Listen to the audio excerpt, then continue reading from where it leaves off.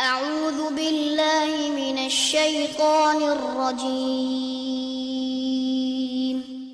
بسم اللہ الرحمن الرحیم الحمد للہ رب العالمین والصلاة والسلام علی نبینا محمد وعلی آلہ وصحبہ اجمعین اما بعد۔ آج ہم اللہ کے فضل و کرم سے، اللہ کی توفیق سے پڑھیں گے سورہ توبہ کی آیت نمبر 38۔ یاد رہے کہ یہاں سے تذکرہ شروع ہو رہا ہے غزوہ تبوک کا۔ غزوہ تبوک ہوا ہے ہجرت کے 9ویں سال، ہجرت کے 9ویں سال 9، اور مکہ کا فتح ہوا تھا ہجرت کے 8ویں سال 8۔ اس کا مطلب یہ ہے کہ مکہ فتح ہو چکا ہے اور اس کے بعد یہ غزوہ تبوک ہے۔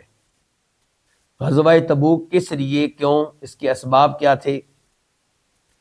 جب نبی علیہ الصلوۃ والسلام نے مکہ فتح کر لیا اور حنین کی جانب بھی آپ نے فتوحات حاصل کر لیں، دائیں بائیں لوگ دیکھنے لگے کہ ان لوگوں کا پورے عربوں کی زمین پہ قبضہ ہو چکا، دین اسلام یہاں پہ غالب آ چکا۔ اب وہ ڈرنے لگے کہ یہ قوت بن چکے ہیں، تو انہوں نے ہمارے اوپر حملہ کرنا ہے، تو کیوں نہ ہم ان کے اوپر حملہ کریں۔ چنانچہ مدینہ کی ایک سائڈ پہ شام واقع تھا، تبوک اور آگے شام۔ شام میں غسانیوں کی حکومت تھی اور یہ لوگ متحد تھے کس کے؟ رومیوں کے، قیصر روم کے متحد تھے۔ تو یہ لوگ سوچ رہے تھے مدینہ پہ حملہ آور ہونے کے بارے میں، اور مدینہ میں یہ بات مشہور و معروف تھی، جیسا کہ اس حدیث میں ہم نے یہ پڑھا، جس حدیث میں یہ آتا ہے کہ نبی علیہ السلام اپنی بیویوں سے 1 مہینے کے لیے الگ ہو گئے تھے۔ تو جناب عمر فاروق رضی اللہ عنہ کو اطلاع دینے کے لیے ان کا پڑوسی آیا، تو اس نے بتایا کہ بہت بڑا واقعہ ہو گیا ہے۔ تو عمر فاروق کہتے ہیں کہ میں نے کہا کیا غسانی آ گئے؟ کیونکہ مسلمان سن رہے تھے کہ غسانی حملہ کرنا چاہتے ہیں مدینہ پہ۔ تو عمر فاروق نے کیا کہا؟ کیا غسانی آ گئے؟ تو انہوں نے کہا نہیں، کہ اللہ کے نبی نے علیہ السلام اپنی بیویوں کو طلاق دے دی، اگرچہ آپ نے طلاق دی نہیں تھی لیکن بات مشہور یہ ہوئی تھی۔ تو نبی علیہ السلام کی حکمت عملی یہ تھی کہ پہلے اس کے کہ وہ ہمارے اوپر حملہ کریں، ہم ان کے اوپر حملہ کرتے ہیں۔ آپ دیکھیں حنین میں بھی آپ نے ایسے کیا جیسا کہ کل ہم نے پڑھا ہے۔ جب آپ نے مکہ فتح کر لیا تو آپ کو اطلاعات ملنے لگی کہ حنین میں جو قبائل آباد ہیں مسلمانوں سے مقابلے کے لیے جمع ہو رہے ہیں، تو آپ علیہ الصلوۃ والسلام پھر ان سے لڑنے کے لیے تشریف لے گئے۔ تو یہاں پہ بھی آپ صحابہ کرام کو لے کر نکلے، اور یہ بہت بڑی بات تھی۔ شام کی طرف جانے کا مطلب یہ ہے کہ اس زمانے کی سپر پاورز، ان کو چھیڑنا اور ان سے لڑنے کے لیے پہل کرنا، یہ بہت بڑی بات ہے۔ تو آپ علیہ الصلوۃ والسلام نے اس جنگ کا اعلان کیا اور وعدہ اعلان کیا، حالانکہ عام طور پہ آپ واضح طور پہ یہ نہیں بتاتے تھے کہ لڑنے کے لیے ہم نے کدھر جانا ہے، آپ بلکہ اس بات کو چھپایا کرتے تھے۔ لیکن یہ جنگ ایسی تھی جس میں صورتحال واضح کر دینا ضروری تھا تاکہ لوگ صحیح معنوں میں تیاری کریں۔ تو آپ نے بتا دیا کہ ہم نے تبوک کی طرف جانا ہے، اور فاصلہ مدینہ سے تبوک کا تقریباً 600 کلومیٹر تھا۔ 600 کلومیٹر، اونٹوں پہ سوچیں آپ، اونٹنیوں پہ سوچیں آپ گاڑی کے حساب سے نہ سوچیں، کتنا بڑا سفر ہے یہ 600 کلومیٹر، اور گرمیوں کا موسم تھا، جون جولائی کا۔ اور مدینہ کی جو فصل ہے وہ پک چکی تھی۔ مدینہ کی فصل کیا ہوتی تھی؟ کھجوریں پک چکی تھیں۔ اس کا مطلب یہ ہے کہ کسانوں کے کھجوریں اتارنے کا وقت تھا، اور انہی کھجوروں پہ پورا سال گزرنا تھا۔ کھجوریں ہی ان کا سارا مال تھا، یعنی کہ کھجوریں کھائیں گے بھی، اور کھجوریں بیچ کر کپڑے بھی خریدیں گے، کھجوریں بیچ کر اپنی باقی ضروریات بھی پوری کریں گے۔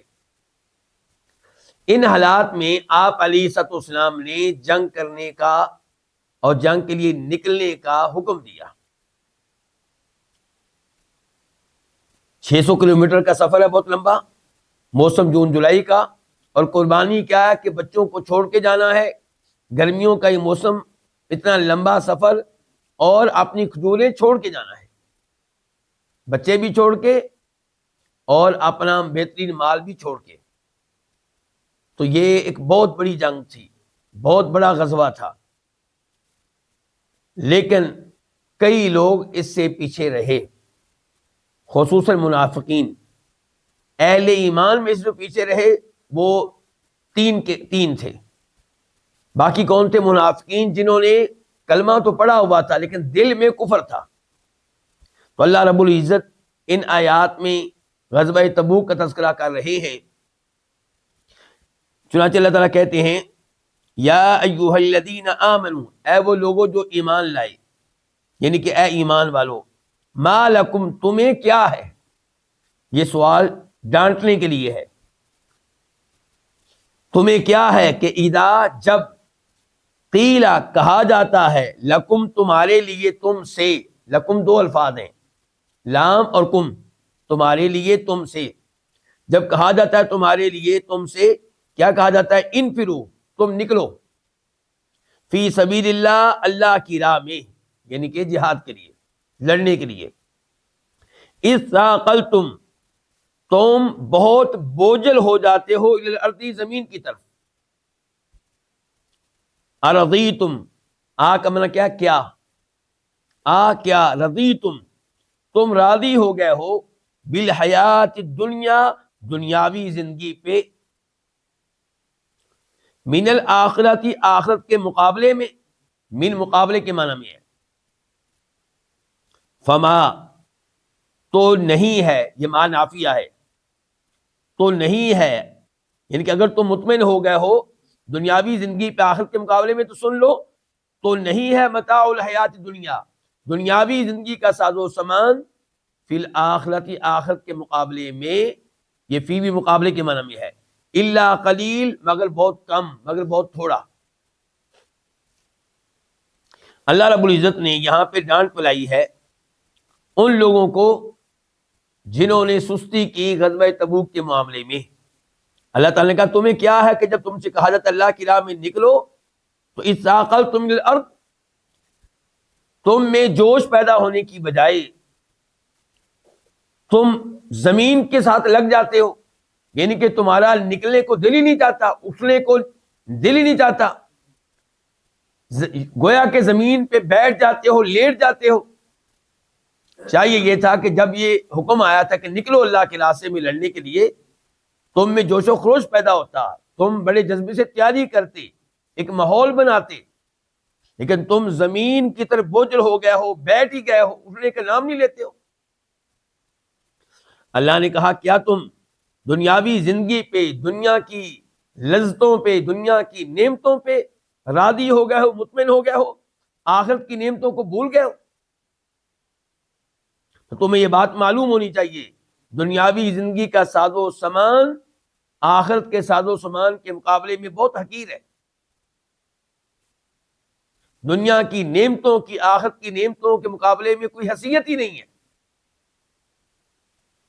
نبی علیہ الصلوۃ والسلام نے ارشاد فرمایا تھا کہ جنت میں وہ نعمتیں ہیں جو تم میں سے کسی نے نہ کبھی دیکھی، نہ کسی آنکھ نے کبھی نہیں دیکھی، کسی کان نے کبھی نہیں سنی، کسی دل میں ان کا تصور بھی کبھی نہیں آیا۔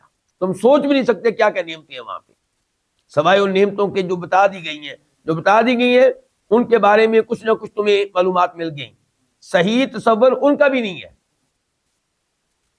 تو جب آخرت کی نعمتیں اس طرح کی ہیں تو پھر آخرت کی تیاری کرنی چاہیے، آخرت کو دنیا پہ ترجیح دینی چاہیے۔ نبی علیہ السلام ارشاد فرماتے ہیں ایک حدیث میں جسے امام مسلم اپنی صحیح میں لے کر آئے ہیں، راوی ہے مستورد رضی اللہ عنہ، جس میں آپ نے وعدے کیا کہ دنیا کی کیا مثال ہے آخرت کے مقابلے میں۔ فرمایا یہ ایسے ہی ہے کہ آخرت کیا ہو، ایک سمندر، گویا کہ آخرت کیا ہے، ایک سمندر، اور اس کے مقابلے میں کوئی آدمی اپنی انگلی سمندر میں ڈالے اور باہر نکالے تو یہ جو پانی ہے جو انگلی کے ساتھ لگ کر باہر آیا ہے، اس پانی کی کیا حیثیت ہے اس وسیع و عریض سمندر کے سامنے؟ کوئی حیثیت ہے؟ ایسی دنیا کی کوئی حیثیت نہیں ہے آخرت کی نعمتوں کے مقابلے میں۔ تمہیں چاہیے کہ جہاد کا نام سن کر جوش میں آ جاؤ کہ اس کے ذریعے تمہیں شہادت ملے گی، اس کے ذریعے تمہیں جنت ملے گی، اس کے ذریعے تمہیں اللہ کی رضامندی ملے گی۔ آیت نمبر 39 الا اصل میں کیا ہے؟ ان لا، اگر نہیں تنفرو تم نکلو گے، یعذب وہ عذاب دے گا، وہ کون؟ اللہ تعالیٰ، کم تمہیں، عذاب علیما دردناک عذاب، وَيَسْتَبْدِلْ واو کا معنی اور، یستبدل وہ بدل کر لے کر آئے گا، قومن ایسے لوگوں کو، غیرکم جو تمہارے علاوہ ہوں گے، ولا تضروہ ولا اور نہ، تضرو تم ضرر پہنچا سکو گے، نقصان پہنچا سکو گے، ہو اس کو، کس کو؟ اللہ کو، شیئن کچھ بھی، واللہ اور اللہ تعالی، علی کل شیء قدیر ہر چیز پہ قدیر کمال قدرت رکھنے والا ہے، مکمل قدرت رکھنے والا ہے۔ اس آیت کی کیا تفسیر ہے؟ اللہ تعالیٰ نے یہاں پہ وارننگ دی کہ اللہ کے نبی نے اعلان کر دیا کہ نکلو، اب اگر تم نہیں نکلو گے نبی علیہ الصلوۃ والسلام کے ساتھ جہاد کے لیے تو اللہ تعالیٰ تمہیں دردناک عذاب دے گا۔ کہاں دے گا؟ دنیا میں بھی، آخرت میں بھی۔ دنیا میں مثال کے طور پہ تمہیں قتل کیا جائے گا، تمہیں گرفتار کیا جائے گا، اور آخرت میں جہنم کی آگ میں ڈالا جائے گا۔ تو جب جہاد واجب ہو جائے پھر کوئی جہاد کے لیے نہ نکلے تو پھر اس کو عذاب ہوگا۔ اور اللہ نے کہا کہ اللہ تمہارا محتاج نہیں ہے، جہاد میں شرکت یہ تمہارے لیے اعزاز ہے، تمہارے لیے سعادت ہے، یہ مت سمجھو کہ اللہ تمہارا محتاج ہے۔ اللہ تعالیٰ تمہاری جگہ اور ایسے لوگوں کو لا سکتا ہے جو اللہ کے راستے میں لڑنے والے ہوں گے، اور اگر اللہ ایسا کرے گا تم اللہ کا کچھ بھی نقصان نہیں پہنچا سکو گے، اللہ کا کوئی نقصان نہیں کر سکو گے۔ اللہ تمہاری جگہ کسی اور قوم کو لے آئے یا اللہ تعالیٰ تمہیں سزا دے، تم اللہ کا کوئی نقصان نہیں کر سکو گے۔ اور اسی طرح جہاد نہ کر کے بھی تم اپنا نقصان کر رہے ہو، اللہ کا کوئی نقصان نہیں کر سکو گے۔ اللہ کسی اور قوم کو لے آئے گا، اللہ ان سے کام لے لے گا۔ اور اللہ تعالیٰ ہر چیز پہ قدرت رکھنے والا ہے۔ اللہ اس چیز پہ قدرت رکھنے والا ہے کہ تمہیں عذاب دے، اللہ اس چیز پہ قدرت رکھنے والا ہے کہ تمہاری جگہ کسی اور قوم کو لے کر آئے اور انہیں کھڑا کر دے اس دین کی نصرت کے لیے، اس دین کی تائید کے لیے، اور نبی علیہ السلام کے ساتھ لڑنے کے لیے۔ اللہ کے لیے کچھ بھی مشکل نہیں ہے۔ آیت نمبر 40 الا، یہ بھی پہلے اللہ کی طرح ہے، اصل میں کیا؟ ان لا، ان کا معنی کیا ہوتا ہے؟ اگر، لا نہیں، اگر نہیں تنصرو تم نصرت کرو گے، تم مدد کرو گے، ہو اس کی، کس کی؟ نبی علیہ الصلوۃ والسلام کی، فقط تو تحقیق، پس تحقیق، فا میں نے پس، فا کا میں نے پس کر لیں یا تو کر لیں، قد تحقیق یقیناً، ناصرہ مدد کی، ہو اس کی، کس کی؟ نبی علیہ السلام کی۔ کس نے؟ اللہ نے۔ کب؟ اذ جب، اذ کا معنی کیا ہے؟ جب، اخرجا نکالا، کس نے نکالا؟ اللہ نے، نکالنے والا آگے آ رہا ہے۔ اذ جب اخرجا نکالا، ہو اس کو، کس کو؟ نبی علیہ السلام کو۔ کنہوں نے نکالا؟ الذین کفروا، ان لوگوں نے نکالا جنہوں نے کفر کیا۔ ثانی اثنین، ثانی یہاں پہ حال ہے، اس حال میں کہ وہ دو میں سے دوسرا تھا۔ ثانی کا مطلب کیا ہوتا ہے؟ دوسرا۔ اثنین، دو میں سے، جبکہ وہ دو میں سے دوسرا تھا، یعنی کہ ٹوٹل آدمی کتنے تھے؟ دو، اور اللہ کے نبی دو میں سے دوسرے تھے صلی اللہ علیہ وسلم۔ اذ جب، ہما وہ دونوں، فی الغاری غار میں تھے، اذ جب، یقولو وہ کہہ رہا تھا، کون؟ نبی علیہ الصلوۃ والسلام، یعنی کہ جب وہ کہہ رہا تھا لصاحبی، اپنے صاحب سے، اپنے ساتھی سے، مراد کون؟ ابو بکر صدیق رضی اللہ عنہ، لا تحزن، تو غم نہ کر، لا نہ تحزن، غم کر، تو غمگین نہ ہو، ان اللہ، بے شک اللہ تعالی، معنا، ہمارے ساتھ ہے، مع ساتھ نہ ہمارے، فانزل اللہ، فا کا معنی کیا؟ تو، پس، انزلہ، اتاری، اللہ تعالی نے، سکینتہ، اپنی سکینت، علیہ، اس پہ، کس پہ؟ نبی علیہ الصلوۃ والسلام پہ، علیہ دو الفاظ ہے نا، علا اور ہو، اس پہ، اور ایدہ، اس نے قوت دی، کس نے؟ اللہ تعالیٰ نے، ہو، اس کو، کس کو؟ نبی علیہ الصلوۃ والسلام کو، بجنود، ایسے لشکروں کے ساتھ، با کا معنی ساتھ، جنود لشکر جمع، واحد کو کیا کہتے ہیں؟ جندل، ایسے لشکروں کے ساتھ، لم تروہا، جن کو تم نے نہیں دیکھا، لم نہیں، ترو، تم نے دیکھا، ہا، جن کو، جن لشکروں کو، وجعل، اور اس نے بنایا، کس نے؟ اللہ تعالیٰ نے، کلمۃ الذین، اللہ تعالیٰ نے جعلا، بنایا، یا جعلا کا معنی یہ بھی کر سکتے ہیں کر دیا، دونوں معنی کیے جاتے ہیں اس کے، اور اس نے کر دیا، کلمۃ الذین، ان لوگوں کی بات کو، کلمہ بات، الذین، ان لوگوں کی بات کو، جنہوں نے کفر کیا، ان لوگوں کی بات کو کیا کر دیا؟ السفلا، سب سے نیچے، سب سے نیچی کر دیا اس کو، السفلا، یہ اسفل کی مؤنث ہے، اسفل وہ چیز جو سب سے نیچے ہو لیکن مذکر، اور السفلا وہ چیز جو سب سے نیچے ہو لیکن مؤنث، وکلمۃ اللہ، اور اللہ تعالیٰ کی بات، ہی، وہ، اللہ کی بات کا تذکرہ دوبارہ آ گیا، اور میں نے کیا ہو گیا؟ اللہ تعالیٰ کی بات ہی، اللہ تعالیٰ کی بات ہی، العلیا، سب سے بلند ہوتی ہے، اللہ تعالیٰ کی بات ہی سب سے بلند ہے، العلیا، یہ بھی مؤنث ہے، اس کا مذکر کیا؟ اعلی، اعلی، سب سے بلند، جیسے ہم کیا کہتے ہیں؟ سبحان ربی الاعلی، یعنی کہ میرا رب اعلیٰ، جو سب سے اونچا ہے، سب سے بلند ہے، تو الاعلی مذکر کے لیے، العلیا مؤنث کے لیے، تو چونکہ کلمہ مؤنث ہے تو یہاں پہ کیا؟ العلیا، اللہ کی بات ہی سب سے اونچی ہے، واللہ، اللہ تعالی، عزیز، سب پہ غالب ہے، حکیم، کمال حکمت والا ہے۔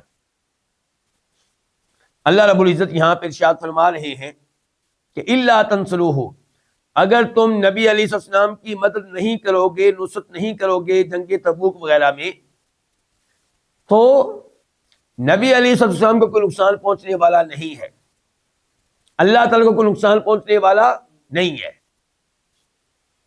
کیونکہ اللہ تعالیٰ نے اللہ کے نبی کی پہلے بھی کئی مقامات پہ مدد کی ہے، تو اللہ تعالیٰ آئندہ بھی مدد کرے گا۔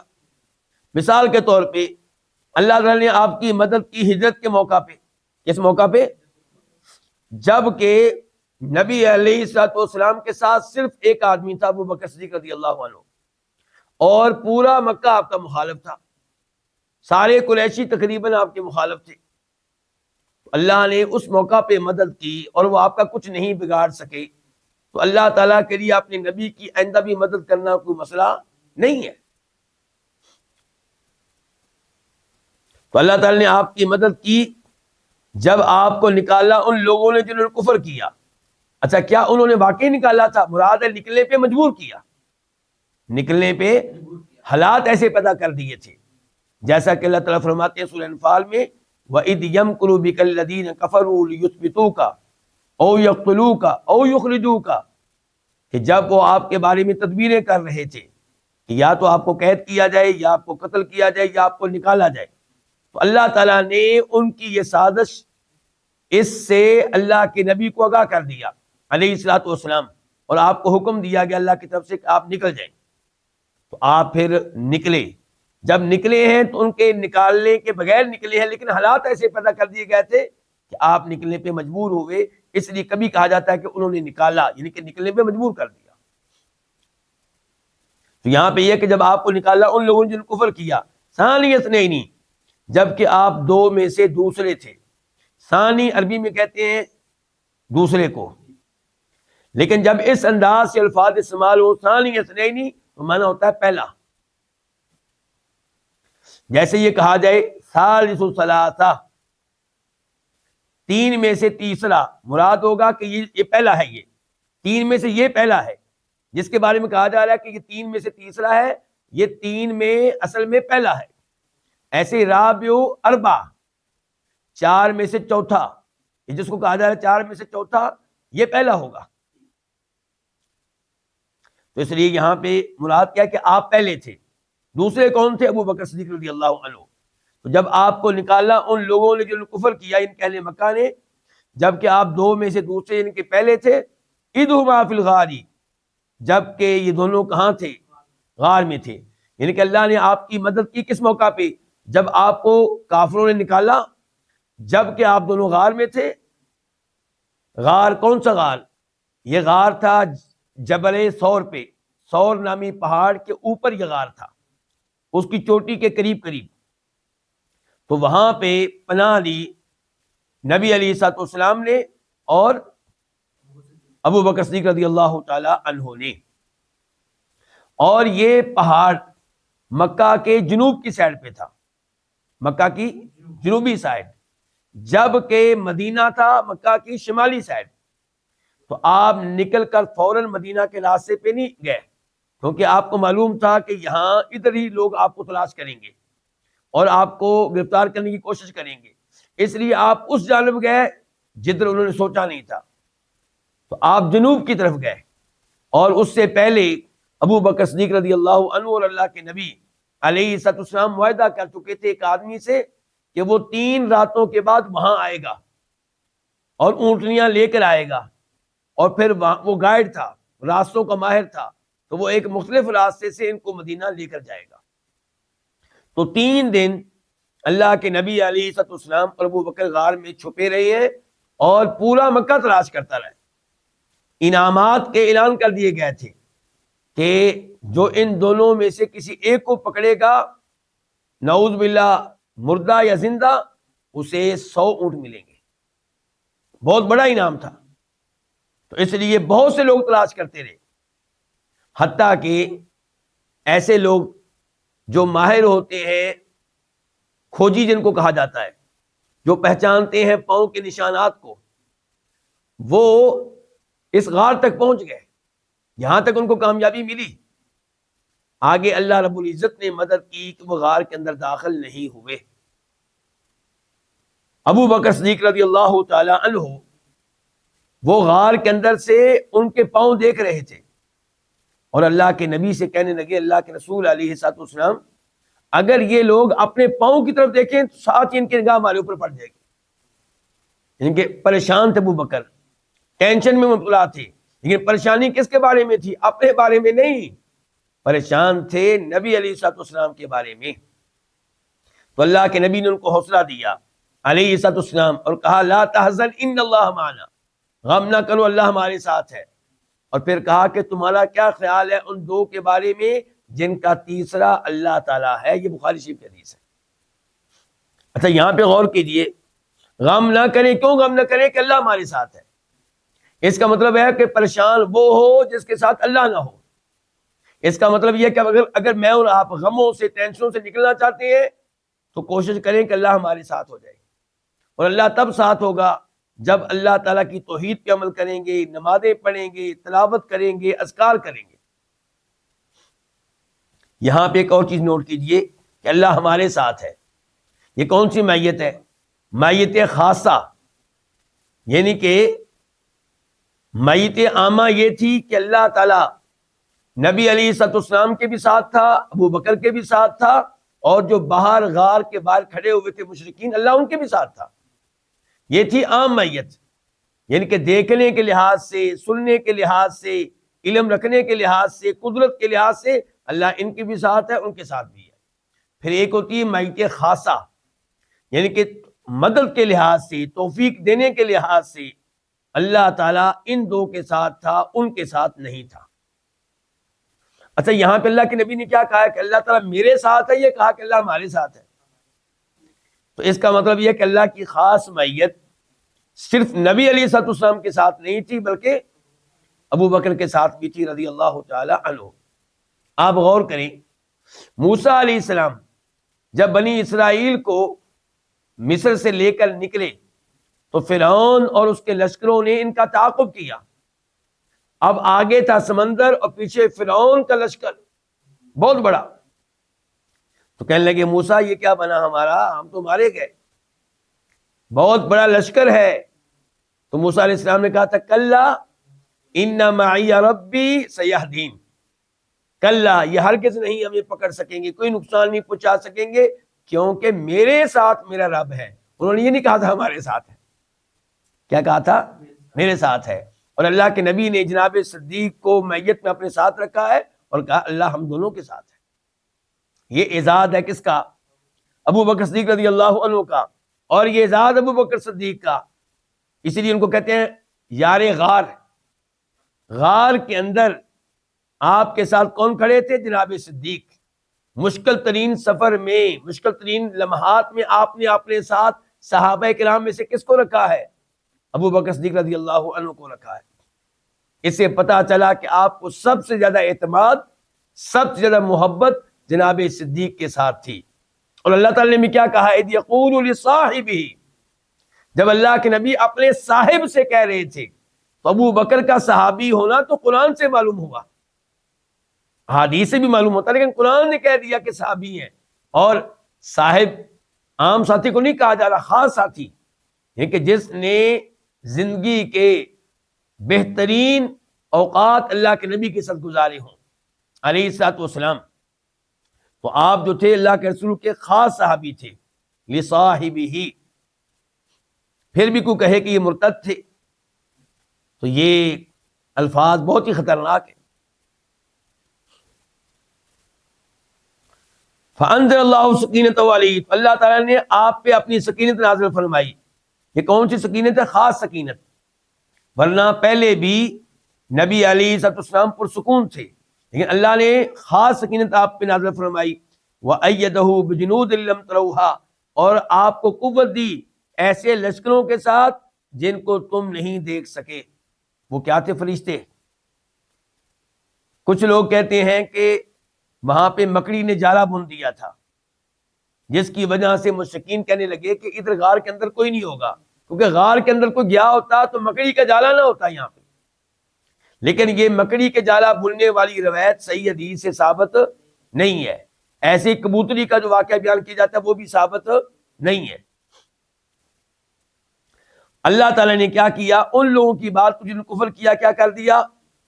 نیچا کر دیا، سب سے نیچے کر دیا اس بات کو، یعنی کہ اس کو مغلوب کر دیا۔ یعنی کہ شرک کی جو دعوت ہے، کفر کا جو پیغام ہے، وہ مغلوب ہوا، اسے شکست ہوئی، اور اللہ تعالیٰ کی بات ہمیشہ بلند رہتی ہے، اللہ کی بات ہمیشہ غالب رہتی ہے۔ یعنی کہ مسلمان ممکن ہے کسی جنگ میں شکست کھا جائیں، اسلام شکست نہیں کھاتا۔ اسلام غالب ہے اپنے دلائل کے لحاظ سے، اپنے براہین کے اعتبار سے۔ واللہ عزیز الحکیم، اللہ سب پہ غالب ہے۔ چنانچہ اللہ نے یہاں پہ اپنا غلبہ دکھایا، پورا مکہ اللہ کے نبی کا کچھ بگاڑ نہیں سکا۔ علیہ السلام حکیم، اللہ بڑی حکمتوں والا ہے، اللہ کے ایک ایک کام کے پیچھے حکمت ہوتی ہے۔ تو ان دو آیات میں پیغام دیا گیا ہے لوگوں کو کہ نبی علیہ السلام کا اگر لڑائی میں ساتھ نہیں دو گے، نمبر ایک اللہ تمہیں دردناک عذاب دے گا، نمبر دو اللہ تمہارا محتاج نہیں ہے، اللہ کے نبی بھی تمہارے محتاج نہیں ہے علیہ السلام۔ اللہ کے لیے کچھ مشکل نہیں کہ اللہ تمہاری جگہ ایسے لوگوں کو لے کر آئے جو اللہ کے نبی کے ساتھ کھڑے ہو کے لڑیں۔ اور پھر یہ بتایا کہ اللہ تعالیٰ ایسے ہی ساتھ دے گا اپنے نبی کے جیسے اللہ نے پہلے ساتھ دیا ہے۔ اور واقعہ ہجرت اس کی بہترین مثال ہے، جب آپ تنہا تھے، صرف ابو بکر آپ کے ساتھ تھے، پورا مکہ آپ کا دشمن تھا، آپ کے خون کا پیاسا تھا، لیکن آپ تک پہنچنے میں کامیاب نہیں ہو سکے، آپ کو شہید کرنے میں، قتل کرنے میں کامیاب نہیں ہو سکے۔ آیت نمبر 41 انفرو، تم نکلو۔ اچھا یہ جو لفظ ہے انفرو پہلے بھی آ چکا ہے، الا تنفرو، آیت نمبر 39 کے شروع میں آ چکا ہے الا تنفرو، اور پھر آیت نمبر 38 میں بھی آ چکا ہے انفرو۔ تو یہ لفظ عام طور پہ یہ عام نکلنے کے لیے نہیں ہوتا، جہاد کے لیے، لڑائی کے لیے نکلنے پہ بولا جاتا ہے۔ تو یہاں پہ کیا گیا، انفرو تم نکلو، خفافن ہلکے، وثقالن اور بوجھل۔ خفافن جمع ہے کس کی، خفیف کی، ثقال جمع ہے کس کی، ثقیل کی، خفیف ہلکا، ثقیل بھاری۔ وجاہدوا اور تم جہاد کرو، باموالکم اپنے مالوں کے ساتھ، وانفسکم اور اپنی جانوں کے ساتھ، فی سبیل اللہ اللہ کے راستے میں۔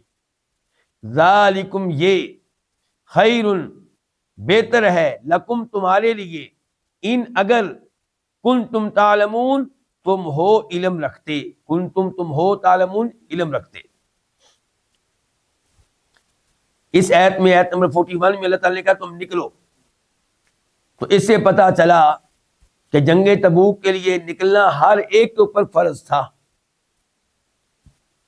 تو یہ کیا تھا، فرض عین، ایک ہوتا ہے فرض کفایہ، یعنی کہ ایک کام کا حکم دیا گیا، چند لوگ کر لیں باقی نہ بھی کریں کوئی مسئلہ نہیں۔ مثال کے طور پہ نماز جنازہ، اگر نماز جنازہ چند لوگ ادا کریں باقی لوگ نہ ادا کریں تو ان کو گناہ نہیں ملے گا، کوئی بھی ادا نہ کرے نماز جنازہ سب کو گناہ ملے گا۔ لیکن ایک چیز ہوتی ہے فرض عین، جیسے 5 وقت کی نمازیں ہیں، یہ ہر ایک نے ادا کرنی ہے، یہ نہیں کہہ سکتے چند ایک نے ادا کر لیے تو کافی ہو گیا۔ تو اور یہ لڑائی جو ہوتی ہے یہ کبھی کیا ہوتی ہے، فرض عین اور کبھی فرض کفایہ۔ جب عام حکم دے دیا جائے نکلنے کا تو پھر یہ فرض عین ہو جاتی، تو یہاں فرض عین تھی۔ انفرو تم نکلو، خفاف ہلکے، وثقال اور بوجھل۔ اس کا کیا مطلب ہے، یعنی کہ آپ نکلیں، اگر آپ امیر ہیں تب بھی، غریب ہیں تب بھی آپ نکلیں، آپ طاقتور ہیں تب بھی، کمزور ہیں تب بھی، آپ میں اس کے لیے چستی پائی جاتی ہے، جوش پایا جاتا ہے تب بھی نکلے، جوش نہیں پایا جاتا تب بھی نکلے، ہر حال میں نکلے۔ اور پھر یہاں پہ مال بھی خرچ کرنا ہے اور جان بھی پیش کرنی ہے، بِأَمْوَالِكُمْ وَأَنفُسِكُمْ فِي سَبِيلِ اللَّهِ، اور فرمایا یہ تمہارے لیے بہتر ہے اگر تمہیں علم ہو جائے، یعنی کہ اگر تم جان سکو کہ تمہارے لیے بہتر ہے تو یہ تمہارے لیے بہتر ہے۔ کیسے بہتر ہے، اللہ راضی ہوگا۔ کیسے بہتر ہے، اللہ تمہاری زندگیوں میں، تمہاری اولاد میں، تمہارے مال میں برکتیں ڈالے گا، ممکن ہے مال غنیمت ملے، عزت ملے، شہادت ملے، تو تمہارے لیے بہتر ہے۔ آیت نمبر 42 لو کانا، اگر ہوتا، عرضن، عرضن کا مطلب کیا ہے، ساز و سامان، اگر وہ ہوتا ساز و سامان، قریباً قریب، جلدی مل جانے والا، قریب کا مطلب ہے کہ جلدی مل جانے والا، اگر ہوتا قریبی ساز و سامان، وسفرا قاصدا، اور سفر قاصدا کون سا، درمیانہ، قاصدا درمیانہ۔ لتبعوا کا 3 الفاظ ہیں، لام کا معنی البتہ، البتہ یقیناً، اتبعوا پیروی کرتے وہ، اتبعوا وہ پیروی کرتے کا تیری، ولیکن اور لیکن، بعودت دور پڑ گیا، علیہم ان پہ، ان کے لیے، الشقۃ فاصلہ، بعودت دور پڑ گئی، علیہم ان پہ، الشقۃ مسافت، وَسَيَحْلِفُونَ واو کا معنی اور، سین کا معنی ان قریب، اور ان قریب یحلفون وہ قسمیں اٹھائیں گے، باللہ اللہ تعالیٰ کی۔ کیا قسمیں اٹھائیں گے، یہ کیا ہے، لو، یہ اصل میں کیا ہے، وہ تو ملانے کے لیے لب استطاعنا پڑھتے ہیں ورنہ لو ہے، لو اگر، استطاعنا ہم طاقت رکھتے، لخرجنا البتہ ہم نکلتے، لام کا معنی کیا ہے، البتہ، خرجنا ہم نکلتے، معکم تمہارے ساتھ، یہلکون وہ ہلاک کر رہے ہیں، انفسہم اپنی جانوں کو، واللہ اللہ تعالیٰ یعلم جانتا ہے، انہم کہ بے شک یہ، انہا بے شک ہم یہ، لکاذبون البتہ جھوٹے ہیں، جھوٹ بولنے والے ہیں، جھوٹ کہنے والے ہیں۔ اللہ رب العزت نے یہاں پہ منافقین کے بارے میں کہا. کن کے بارے میں؟ ان منافقین کے بارے میں جو جنگ تبوک سے پیچھے رہے, جنگ تبوک کا حصہ نہیں بنے. اللہ تعالی نے کہا کہ یہ اگر سفر ہوتا قریب کا اور اس جنگ میں مال غنیمت ملنے والا ہوتا آسان طریقے سے, تو انہوں نے بڑے جوش سے نکلنا تھا. کس کی خاطر؟ مال کی خاطر. کس کی خاطر؟ دنیا کی خاطر. لیکن جب دیکھا کہ فاصلہ بہت لمبا ہے, 600 کلومیٹر, اور مقابلہ بہت بڑے دشمن سے ہے, رومیوں سے, تو اس لیے ان میں ہمت پیدا نہیں ہوئی. ورنہ اگر کوئی بھی ایسی لڑائی ہو جس میں ان کو امید ہو کہ مسلمانوں کو فتح ملے گی اور مال ہاتھ میں آئے گا, تو یہ ضرور نکلے. اللہ تعالیٰ فرماتے ہیں کہ لو کانا, اگر یہ ہوتا, یہ کیا, یہ معاملہ جس کے لیے آپ ان کو دعوت دے رہے ہیں, جس کے بارے میں آپ کہہ رہے ہیں کہ نکلو, اگر یہ معاملہ ہوتا کیسے کہ عارضاً قریبا, قریبی جلد ہی ملنے والا ساز و سامان اور درمیانہ سفر, لتباؤ کا, البتہ یہ آپ کے ساتھ نکلتے, آپ کی پیروی کرتے, آپ کے لشکر کا حصہ بنتے مال کی محبت میں. ولیکن لیکن بعودت علیہم الشقہ, شقہ ان کے مشقت والا سفر, یہ مشقت والا فاصلہ, یہ ان پہ دور پڑ گیا, یہ ان کو دور محسوس ہوا. اور ان قریب یہ اللہ کی قسمیں اٹھائیں گے جب واپس آئیں گے. جب تم واپس آؤ گے جنگ سے تو یہ اللہ کی قسمیں اٹھائیں گے کہ اگر ہمارے بس میں ہوتا تو ہم بھی آپ کے ساتھ نکلتے, لیکن ہمارے اتنے مجبوریاں تھیں کہ جس کی وجہ سے نکلنا ممکن نہیں تھا. اگر یہ مجبوریاں نہ ہوتی تو ہم نے ضرور نکلنا تھا تمہارے ساتھ. اللہ تعالیٰ نے کہا یہلکون انفسہم, یہ جھوٹی قسمیں اٹھائیں گے اور اپنے آپ کو ہلاک کر رہے ہیں, کسی اور کو نہیں. جنگ میں ساتھ نہ جانا بھی جرم اور جھوٹی قسمیں اٹھانا بھی جرم, اور یہ اپنے آپ کو ہلاک کر رہے ہیں, اپنا نقصان کر رہے ہیں, کسی اور کا نہیں. اور اللہ جانتا ہے کہ یہ اپنی قسموں میں جھوٹے ہیں, اپنی باتوں میں جھوٹے ہیں. ایت نمبر 43 عافا, معاف کر دیا, اللہ تعالیٰ نے, ان کا تجھے, ان کا تجھ سے, ان سے کا تجھ, لما کیوں, لما اصل میں کیا تھا, لام الگ اور ما الگ. ما لام کے لیے اور ما کس لیے, لیکن جب ما کے اوپر یہ داخل ہوا لام اور سوالیہ انداز ہوا تو اس الف کو حذف کر دیا گیا. تو مانا کیا ہے, لما کا کیوں, کس لیے. اذنتا, تو نے اجازت دی, لہم ان کو, لہم اصل میں کیا تھا, لام اور ہم, ان کے لیے, ان کو, حتی یہاں تک کہ یتبینا, اچھی طرح واضح ہو جاتے, لاکا تیرے لیے, کون واضح ہو جاتے, الذین, وہ لوگ, صدقو, جنہوں نے سچ کہا, وتعلم, اور تو جان لیتا, الکاذبین, جھوٹ کہنے والوں کو. اللہ رب العزت نبی علیہ الصلوۃ والسلام سے کس قدر محبت کرتا ہے. نبی علیہ الصلوۃ والسلام کا مقام و مرتبہ اللہ کی نگاہوں میں کتنا بلند ہے کہ آپ دیکھیں کہ اللہ نے ایت کا آغاز اس سے کیا ہے کہ اللہ نے آپ کو معاف کر دیا. معاف کیا کیا, ہوا کیا ہے وہ بعد میں بتایا.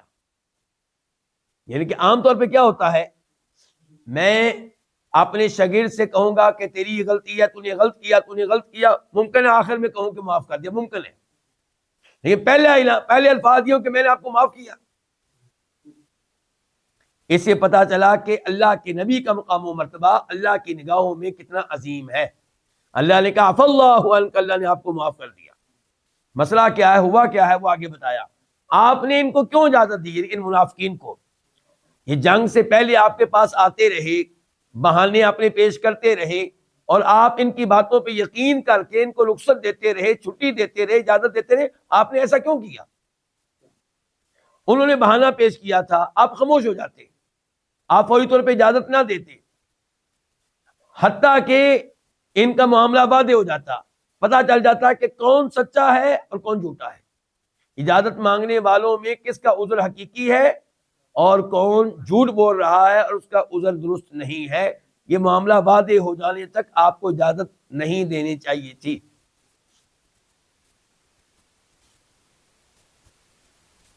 آیت نمبر 44 لا یستأذنوا, نہیں اجازت طلب کرتے، سین طلب کرنا، مانگنا، چاہنا، لا یستاذن، اور اذن کا معنی اذن اجازت، نہیں اجازت چاہتے، نہیں اجازت مانگتے، نہیں اجازت طلب کرتے، کا تجھ سے، کون؟ الذین، وہ لوگ، یؤمنون جو ایمان لاتے ہیں، باللہ اللہ تعالیٰ پہ، والیوم الآخر، اور روز آخرت پہ، اخروی دن پہ۔ کس معاملے میں اجازت طلب نہیں کرتے؟ ان یجاہدوا، اس میں کہ وہ جہاد کریں، باموالہم، اپنے مالوں کے ساتھ، وانفسہم، اور اپنی جانوں کے ساتھ، واللہ، اللہ تعالیٰ، علیم، خوب جاننے والا ہے، بالمتقین، تقوی اختیار کرنے والوں کو، اہل تقوی کو۔ اللہ رب العزت نے یہاں پہ ایک اصول بیان کیا کہ جن کا اللہ پہ، آخرت پہ صحیح معنوں میں ایمان ہے، وہ تو ایسے موقع کی تلاش میں رہتے ہیں، وہ تو چاہتے ہیں کہ کافروں سے لڑائی ہو اور ہمیں اللہ کی راہ میں لڑنے کا موقع ملے، یا تو ہمیں اجر و ثواب ملے گا ورنہ شہادت ملے گی، وہ تو موقع کی تلاش میں رہتے ہیں۔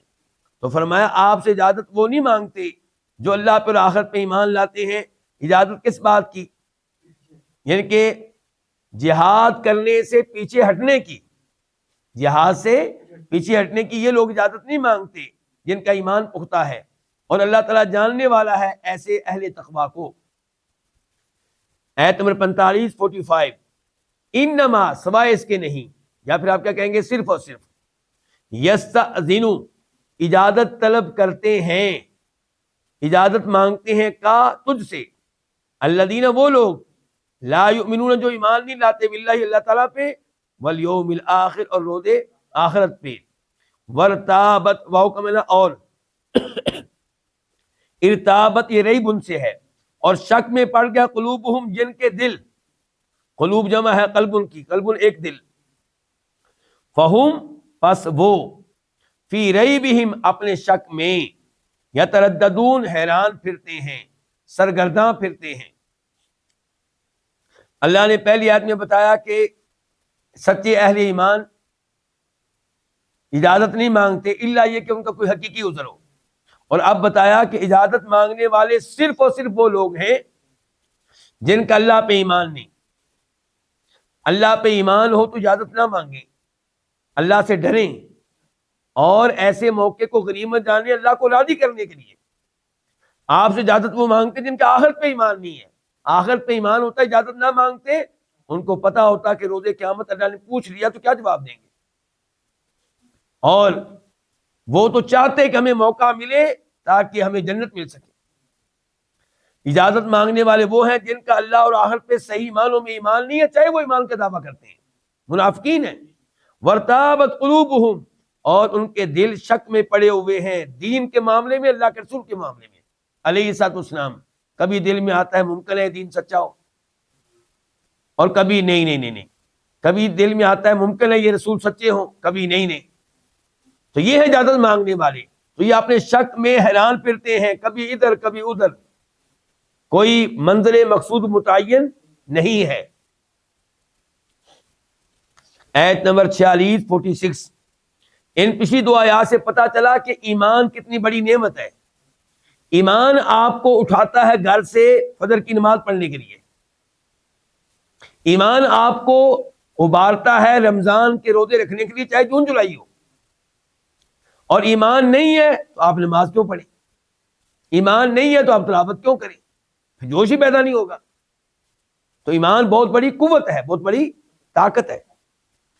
آیت نمبر 46 46، ولو، اور اگر، ارادو، یہ ارادہ کرتے، یہ چاہتے، الخروج، نکلنا، لأعدوا، یہ دو الفاظ ہے، لام الگ ہے، عدو الگ ہے، لام البتہ، عدو، یہ تیار کرتے، لہو، اس کے لیے، کس کے لیے؟ نکلنے کے لیے، عدتن، کوئی سامان، عدتن، کوئی سامان، ولیکن، اور لیکن، کاری اللہ، اللہ نے ناپسند جانا، انبعاثہم، ان کا اٹھنا، انبعاث الگ لفظ ہے، ہم الگ ہے، انبعاث اٹھنا، ہم ان کا، یعنی کہ اللہ نے ان کے اٹھنے کو ناپسند جانا، فثبتہم، فاتو، سب باتا اس نے روک دیا یا اس نے سست کر دیا، ہم ان کو،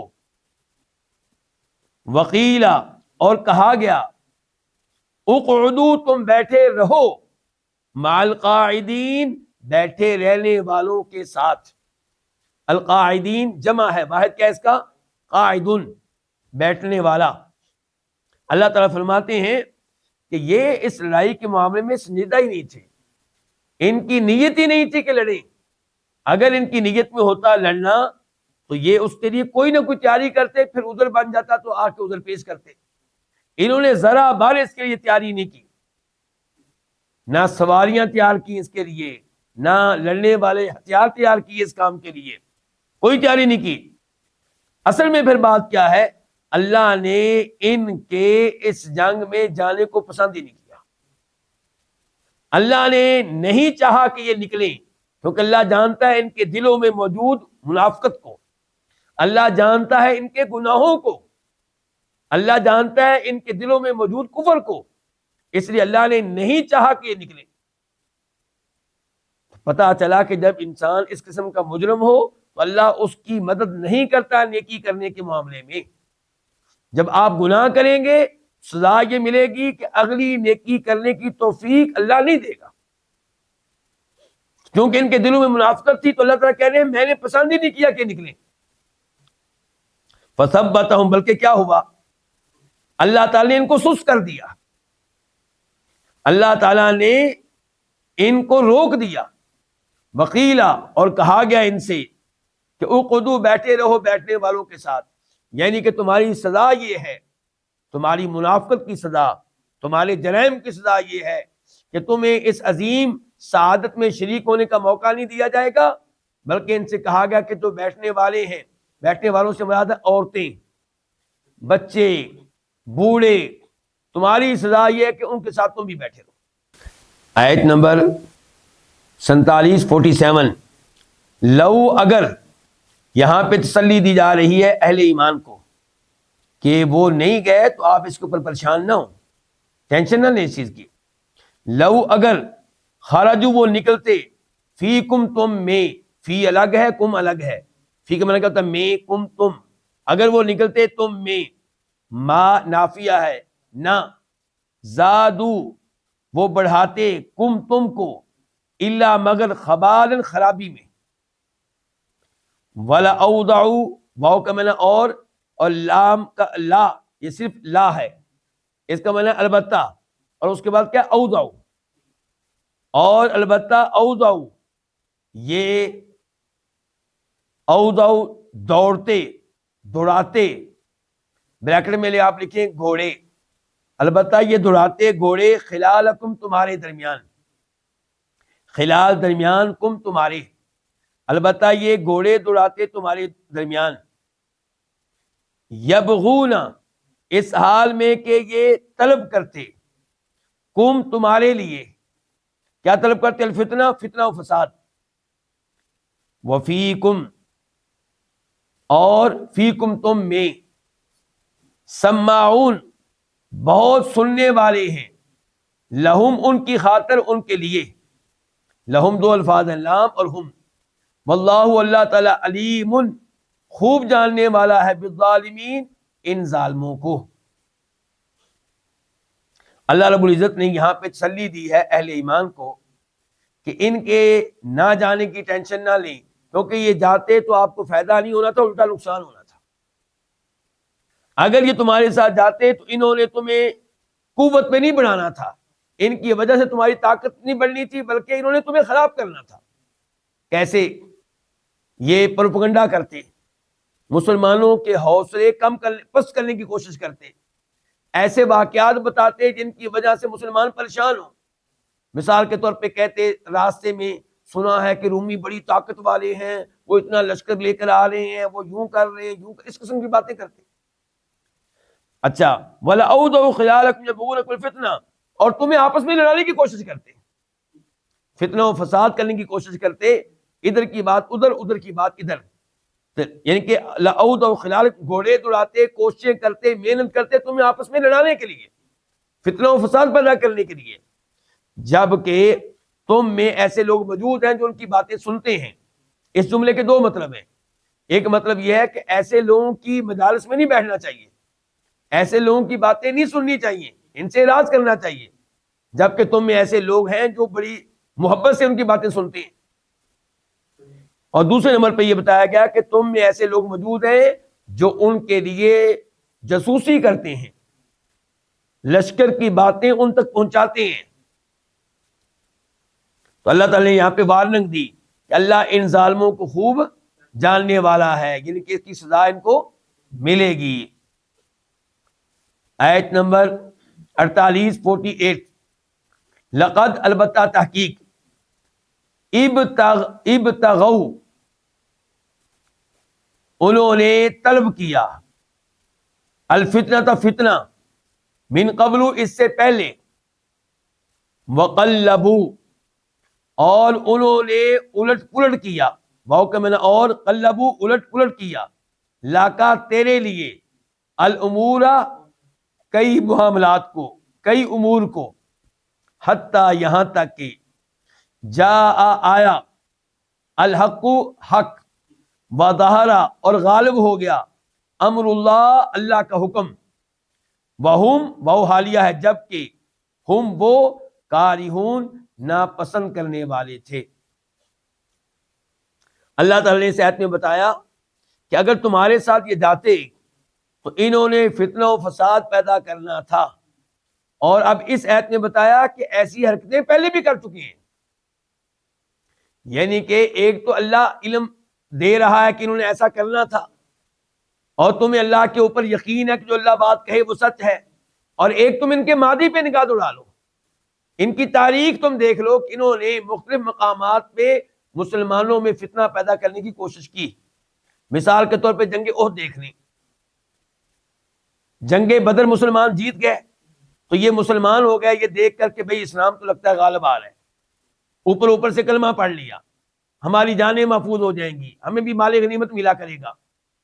جنگ احد میں جب ان کو پتا چلا کہ دشمن بہت بڑی تعداد میں آ رہا ہے, جنگ بدر میں وہ تھے 1000, اب کتنے تھے 3000, تو یہ مسلمانوں کے ساتھ تھے, بظاہر کلمہ پڑا ہوا تھا, تو یہ مسلمانوں کے ساتھ نکلے. جب نبی علیہ الصلوۃ والسلام مدینہ سے احد پہاڑ کی طرف جانے کے لیے آدھے راستے میں پہنچے تو عبداللہ ابن ابی منافقوں کا سردار اپنے 300 ساتھی لے کر الگ ہو گیا کہ ہم تمہارے ساتھ نہیں لڑیں گے کیونکہ ہمارا مشورہ نہیں مانا گیا, ہماری رائے یہ تھی کہ لڑائی مدینہ شہر کے اندر رہ کر لڑی جائے, اور چند جذباتی نوجوانوں نے مشورہ دیا کہ باہر لڑی جائے, آپ نے ان کی بات مانی ہے, ہم واپس جا رہے ہیں.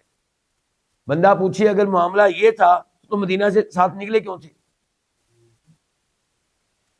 لیکن یہ مسئلہ نہیں تھا, بس لڑنے سے ڈرتے تھے, لڑنے کو دل ہی نہیں چاہتا تھا. تو اس انداز سے انہوں نے مسلمانوں کا دل توڑا. اگر شروع سے نہ نکلتے تو شاید اتنا نقصان نہ ہوتا, لیکن ساتھ نکلے اور پھر یہ انداز اختیار کیا, اس سے جو سچے مسلمان تھے ان کے دل ٹوٹے, ان کے حوصلے پست ہو گئے. اسی طرح انہوں نے واقعہ افک جو ہے کہ سیدہ عائشہ رضی اللہ عنہا پہ تہمت لگائی, اور کثرت سے اس میں منافقین شامل تھے. مسلمان تو 2-3 تھے جو اس غلط فہمی میں مبتلا ہوئے, ورنہ باقی لوگ جو تھے سب منافقین تھے. سیدہ عائشہ پہ تہمت لگائی نعوذ باللہ بدکاری کی, تو اس طرح مسلمانوں میں فتنہ و فساد پیدا کیا. ایسے کئی مقامات آئے ہیں. انہوں نے مسجد زرار بنائی تھی, مسجد قباء کے قریب مسجد زرار بنائی تھی, اور اس کا افتتاح بھی نبی علیہ السلام سے کروانا چاہتے تھے. مقصد ان کا یہ تھا کہ یہاں پہ ہم کو جو ہمارے ہم خیال ہیں ہمیں بیٹھنے کا موقع ملے گا, ہمارا یہ اڈا بن جائے گا, ہم یہاں بیٹھ کے مسلمانوں کے خلاف سازشیں کیا کریں گے. تو اللہ تعالیٰ کہتے ہیں کہ انہوں نے اس سے پہلے بھی فتنہ طلب کیا اور آپ کے کئی امور کو الٹ پلٹ کیا, یہاں تک کہ حق آ گیا اور اللہ کا معاملہ واضح ظاہر ہو گیا, یعنی کہ مکہ فتح ہو گیا. مکہ فتح ہوا ہے تو یہ تب بھی اسلام کی شان کو ناپسند کرنے والے تھے. ان کے ناپسند کرنے کے باوجود اللہ کا دین غالب ہو گیا, حق غالب ہو گیا. تو آیت نمبر 49 وَمِنْهُمْ اور ان میں سے کچھ، من تبیزیہ یہ بعض کچھ کا معنی، اور ان میں سے کچھ وہ ہیں، یا ان میں سے کوئی وہ ہے، ان میں سے کوئی، کوئی کس کا معنی؟ من تبیزیہ کا، ان میں سے کوئی وہ ہے، من یقول جو کہتا ہے، اذن تو اجازت دے، لی مجھ کو، لام اور یا مجھ کو، ولا تفتنی اور تو مجھے فتنے میں نہ ڈال، یعنی کہ لا تفتن یہ لفظ الگ ہے اور نی الگ ہے، نون اور یا کا معنی کیا؟ مجھے، ولا تفتنی اور تو مجھے فتنے میں نہ ڈال، الا خبردار، یہ حرف تنبیہ ہے، خبردار، اٹینشن، دھیان سے بات سنو، خبردار، فی الفتنہ سقطوا، فتنے میں ہی سقطوا وہ گر چکے، وَإِنَّ جَهَنَّمَ اور بے شک جہنم، لَمُحِيطَةٌ البتہ احاطہ کرنے والی ہے، گھیرنے والی ہے، بالکافرین ان کافروں کو، ان کافروں کا احاطہ کرنے والی ہے۔ اس آیت کی کیا تفسیر ہے؟ اللہ تعالیٰ نے بتایا کہ ان منافقین میں سے کچھ ایسے ہیں جو آ کے آپ سے کہتے رہے کہ مجھے اجازت دے دیں اور مجھے اجازت دے کر فتنے سے بچا لیں، اگر آپ نے اجازت نہ دی تو میں فتنے میں واقع ہو جاؤں گا۔ اس فتنے سے کیا مراد ہے؟ اس کی دو تفسیریں ہیں۔ ایک تفسیر یہ ہے کہ اگر آپ مجھے اجازت نہیں دیں گے تو میں جنگ میں شریک ہو جاؤں گا، تو وہاں کے ممکن ہے میں ہلاک ہو جاؤں، میرے بچوں کا کیا بنے گا، میری بیوی کا کیا بنے گا، میں تو یہ میرے لیے ہلاکت ہے، تو ولا تفتنی یعنی کہ آپ مجھے ہلاکت میں نہ ڈالیں، مجھے اجازت دے دیں، رخصت دے دیں جنگ نہ کرنے کی، اور مجھے ساتھ لے جا کر ہلاکت میں نہ ڈالیں۔ دوسرا ولا تفتنی کا مطلب یہ ہے کہ مجھے ساتھ لے جا کر گناہ میں نہ ڈالیں۔ کیوں؟ لڑائی ہونی ہے رومیوں سے، اور رومیوں کی عورتیں بڑی خوبصورت ہوتی ہیں، تو میں ان عورتوں کو دیکھ کے صبر نہیں کر سکوں گا، ممکن ہے مجھ سے کوئی گناہ ہو جائے، اور یہ دونوں تفسیریں صحیح ہیں۔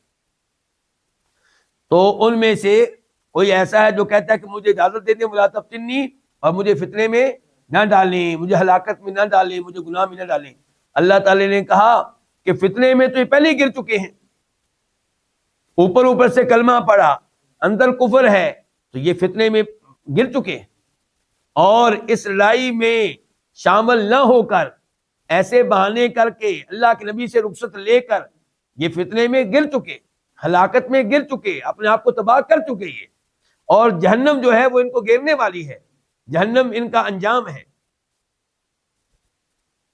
آیت نمبر 50 ان اگر تصب پہنچے کا تجھے، حسنتن کوئی بھلائی، حسنتن کا معنی کیا؟ کوئی بھلائی، تسؤہم وہ بری لگتی ہے، ہم ان کو، وَإِنْ اور اگر تصب پہنچے کا تجھے، مصیبتن کوئی مصیبت، یقولو تو یہ کہتے ہیں، قد تحقیق، اخذنا امرنا ہم نے پکڑ لیا اپنا معاملہ، ہم نے اختیار کر لیا اپنا معاملہ، مراد یہ کہ ہم نے اپنی احتیاط پہلے کر لی تھی، من قبل اس سے پہلے، وَيَتَوَلَّوْا اور یہ پھرتے ہیں، واپس جاتے ہیں، وَهُمْ فَرِحُونَ جبکہ وہ حالیہ ہے، جبکہ وہ فرحون بہت خوش ہونے والے ہوتے ہیں، بہت خوش ہوتے ہیں۔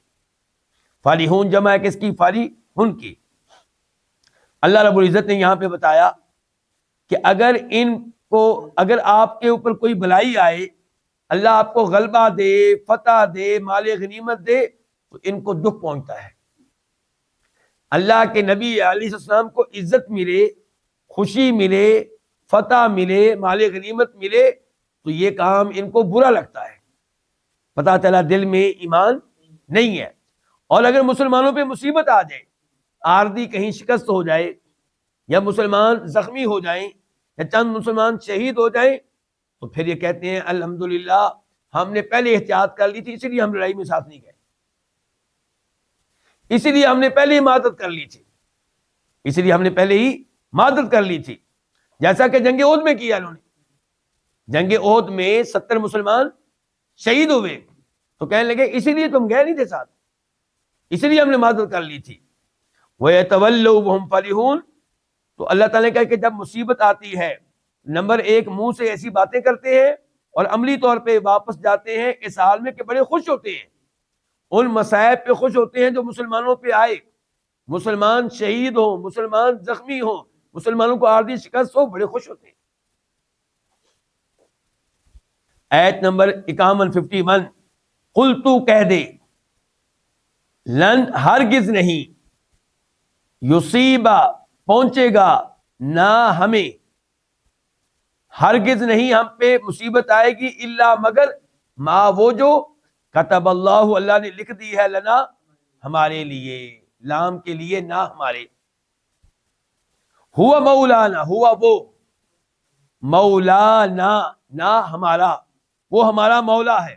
مولا کا معنی ہو سکتا ہے کارساز، مولا کا معنی ہو سکتا ہے مالک، مولا کا معنی مددگار، یعنی کہ اللہ ہی ہمارا مددگار ہے، اللہ ہی ہمارا کارساز ہے، ہمارے کام کرنے والا، اللہ ہی ہمارا مالک ہے. وعلی اللہ، اور اللہ ہی پہ، ہی کا معنی کیسے آ گیا؟ کیونکہ اللہ کو بعد میں آنا چاہیے تھا، پہلے آ گیا تو ہی کا معنی پیدا ہو گیا. اور اللہ ہی پہ، فا پس، لیتوکل، یہ اصل میں تین الفاظ ہیں، فا کے معنی پس، اور لام ہے لام امر، واجب ہے، چاہیے کہ، ضروری ہے. اور اللہ ہی پہ پس واجب ہے، ضروری ہے یا چاہیے کہ یتوکل بھروسہ کریں، توکل کریں، المؤمنون اہل ایمان، ایمان لانے والے. اللہ رب العزت نے اس آیت میں اپنے نبی کو سکھایا کہ ان کی باتوں کا جواب کیسے دینا ہے. ان کی یہ بات جب مصیبت آئے، جناب ہم نے اسی لیے پہلے احتیاطی تدابیر اختیار کر لی تھی، اسی لیے ہم جنگ کا حصہ نہیں بنے تھے، اور پھر عملی طور پہ خوش بھی ہوتے ہیں. تو اللہ تعالیٰ نے کہا کہ اس کا پہلا جواب یہ ہے کہ آپ نے کہنا ہے کہ ہمارے اوپر کوئی مصیبت نہیں آ سکتی سوائے اس مصیبت کے جو اللہ نے تقدیر میں پہلے لکھ دی ہے. جو تقدیر میں اللہ نے لکھ دی ہے وہ آ کر رہے گی. دنیا کی کوئی طاقت ہمیں اس مصیبت سے بچا نہیں سکتی.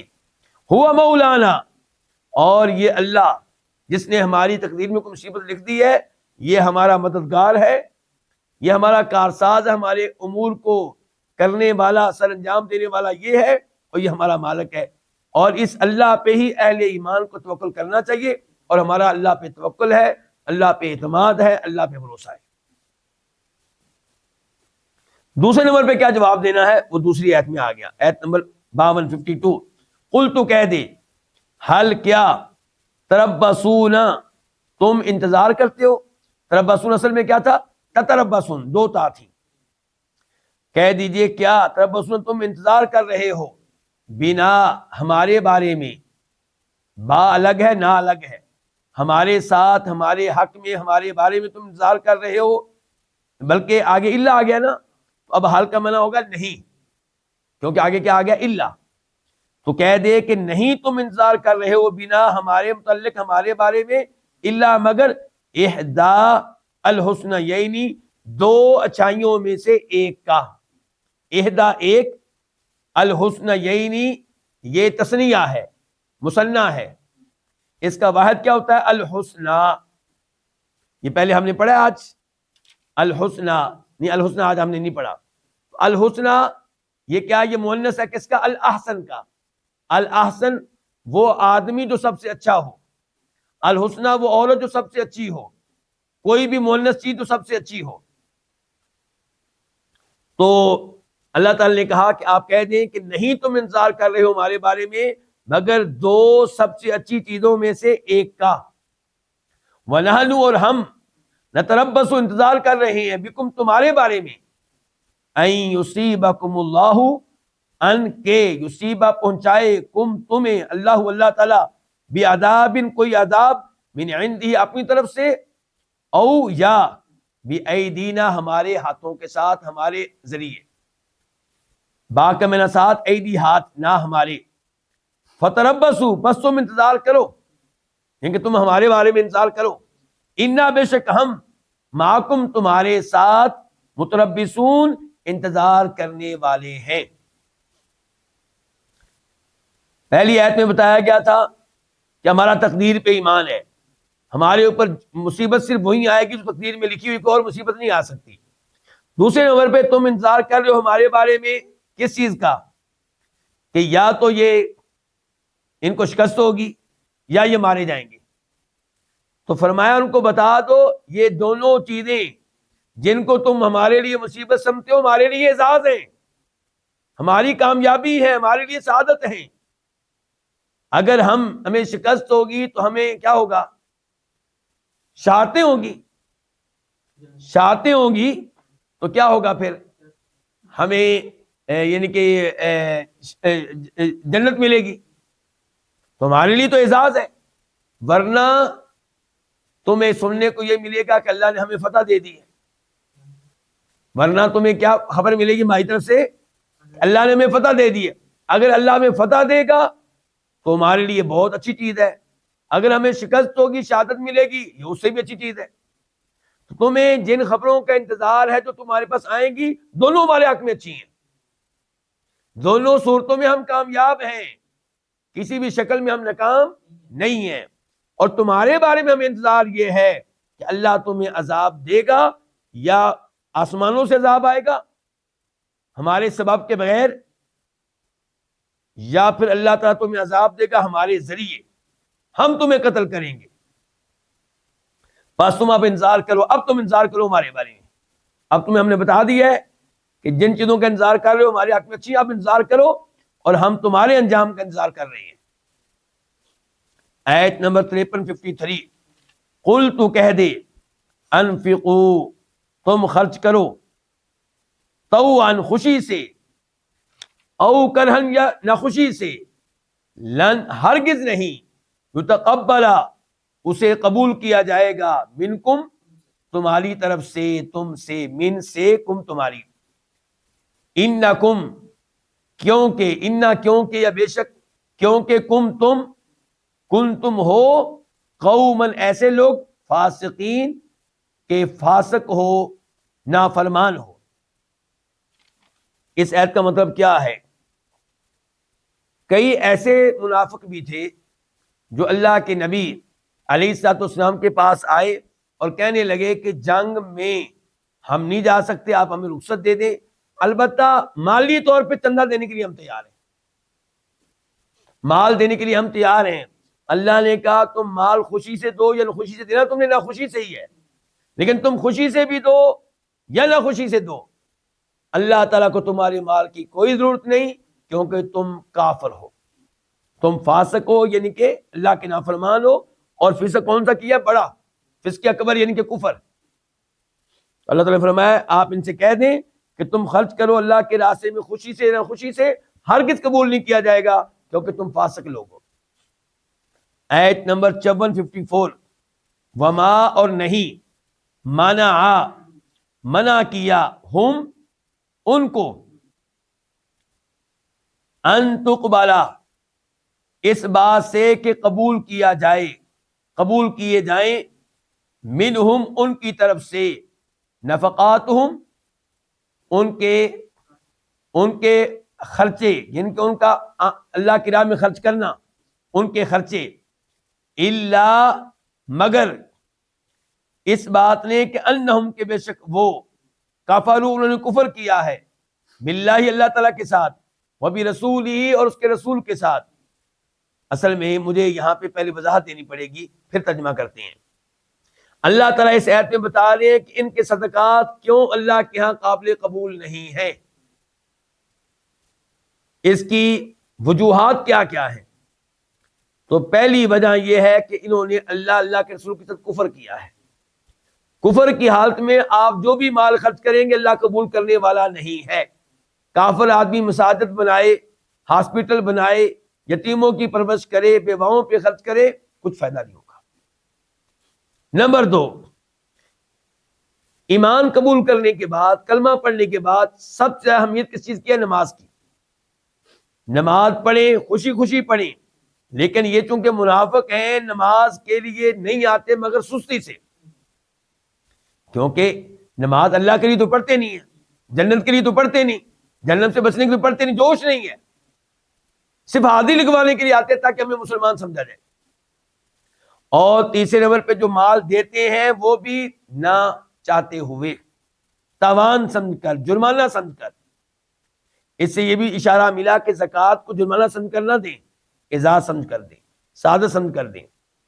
تو اب دیکھیں ترجمہ سعد کا، وما اور نہیں، منع ان کو روکا، ان کے لیے رکاوٹ بنا اس بات سے کہ ان کی طرف سے قبول کیے جائیں نفقات، تم ان کے خرچ کیے ہوئے مال، مگر کون سی چیز رکاوٹ بنی؟ الا مگر انہم یہ کہ بے شک وہ جو ہے کفروا انہوں نے کفر کیا اللہ کے ساتھ، اس کے رسول کے ساتھ، ولا یاتون اور یہ نہیں آتے الصلاۃ نماز میں، الا مگر وہ حالیہ ہے مگر اس حال میں کہ ہم وہ کسالا سست ہوتے ہیں، ولا ينفقون اور وہ نہیں خرچ کرتے، الا مگر وہ پھر حالیہ مگر اس حال میں کہ ہم وہ کارہون ناپسند کرنے والے ہوتے ہیں، کس کو؟ خرچ کرنے کو، نہ چاہتے ہوئے مال ان کو دینا پڑتا ہے۔ تو جو چیز رکاوٹ بنی ہے ان کے دیے ہوئے مال کے قبول ہونے میں وہ یہ تین جرائم ہیں۔ آگے آیت نمبر 55 اس آیت میں اللہ تعالیٰ یہ باتیں کرتے ہیں کہ آپ جب ان کا مال دیکھیں گے، ان کی اولاد دیکھیں گے، تو آپ کہیں گے کہ شاید اللہ ان کے اوپر راضی ہے، اسی لیے اللہ نے ان کو اتنا مال دیا ہوا ہے، اسی لیے اللہ نے ان کو اتنے پیارے پیارے بیٹے دیے ہوئے ہیں، جوان، صحت مند، طاقتور۔ تو اللہ تعالیٰ نے کہا آپ نے ان کا مال دیکھ کر اور ان کی اولاد دیکھ کر مرعوب نہیں ہونا، متاثر نہیں ہونا، یہ ان اللہ تعالیٰ کے ان کے اوپر راضی ہونے کی دلیل نہیں ہے۔ یہ اولاد اور یہ مال ان کے لیے عذاب ہے، دنیا میں بھی عذاب ہے اور آخرت میں بھی عذاب ہے۔ کیسے عذاب ہیں؟ دنیا میں اس مال کو حاصل کرنے کے لیے یہ پاگلوں کی طرح پھرتے ہیں۔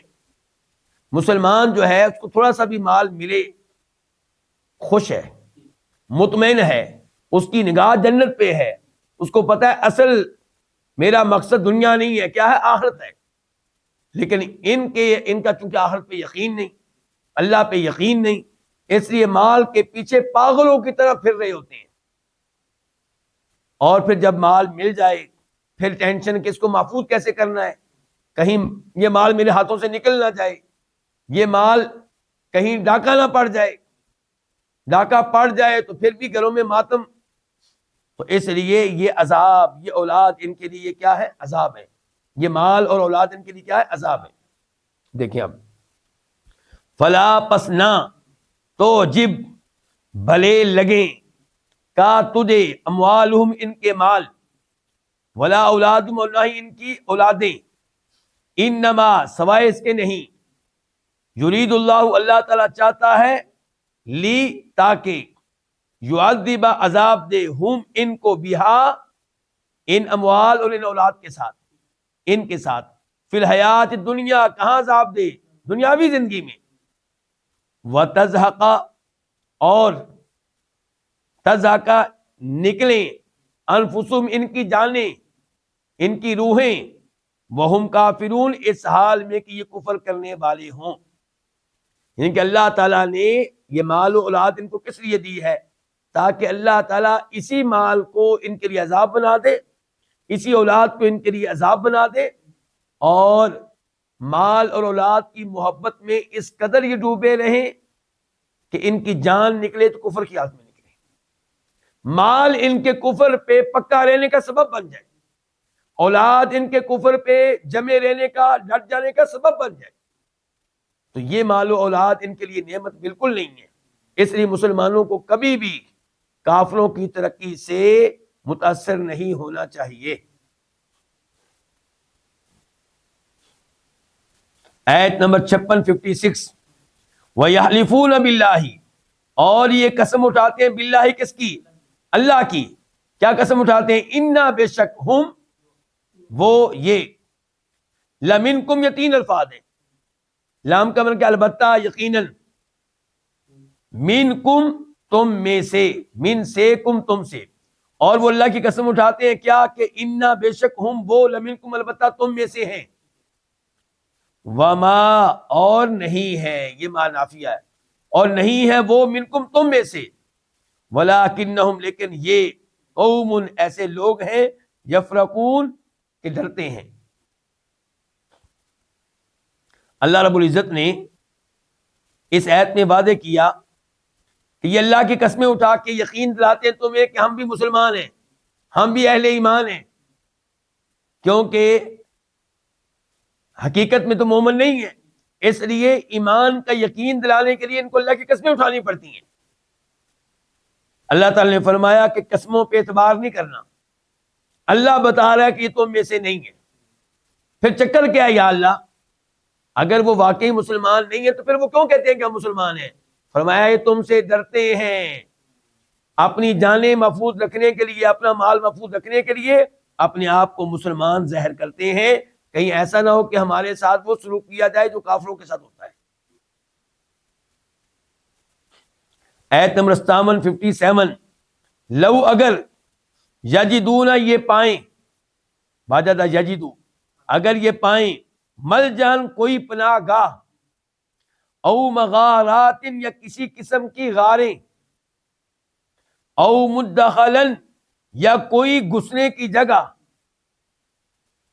لولو لام الگ ہے، ولو الگ ہے، لام کا مطلب کیا ہوگا؟ البتہ، البتہ ولو یہ لوٹ کر جائیں، الیہ اس کی طرف، وہم واو حالیہ ہے جبکہ، ہم یہ یجمعون رسیاں توڑا رہے ہوں، بے قابو ہو رہے ہوں، رسیاں توڑا رہے ہوں یا کیا کہنے، بے قابو ہو رہے، کنٹرول سے باہر ہو رہے ہوں۔